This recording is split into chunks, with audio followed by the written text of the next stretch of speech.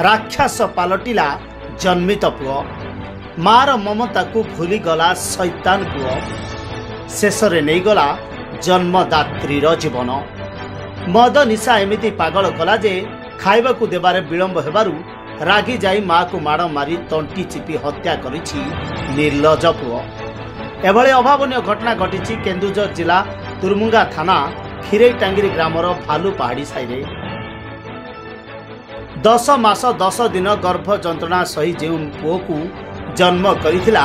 निजे न खाई न पी एडिटेरु एडिटे कला पुओ को भल मनीष करने को केते ओसा बार करिथिला आज सेही पुओ मद निशारे शैतान पालटी गला खाइबा को देवार सामान्य टिके विलंब हैला जे भूली गला संपर्कर मूल्य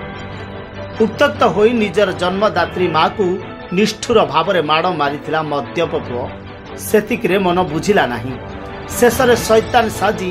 मार तंटी चिपी निर्मम भावरे हत्या करिथिला नृशंस पुओ। मृतक हेउछंती खिरेटांगिरी ग्रामर भालू पहाड़ी साइर गौरी नायक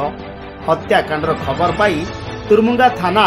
पुलिस और चंपुआ एसडीपीओ विजय मल्लिक घटनास्थल पहुंची तदंत आरंभ करिसेंती। मृतक देह को जबत करने सह हत्याकारी पुओ सुरेंद्र नायक को थाना रे अटक रखी तदंत जारी रखिछि पुलिस।